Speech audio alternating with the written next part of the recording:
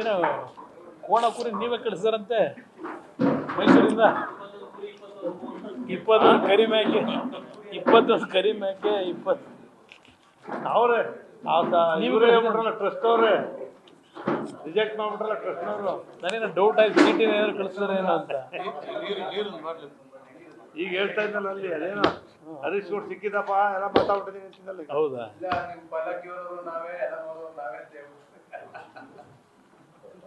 ಆ ಪಲ್ಲಕ್ಕೆ ಅದ ಡೈಲಾಗ್ ಅದು ಮಾಮೂಲಿ, ಅವನೇ ಬರ್ಬೇಕು ಅಂತ.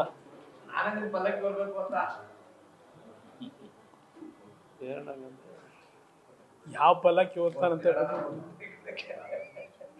ಪಲ್ಲಕ್ಕಿ ಅಂದ್ರೆ ಬಹಳ ತರ ಮೀನಿಂಗ್ ಇದೆ.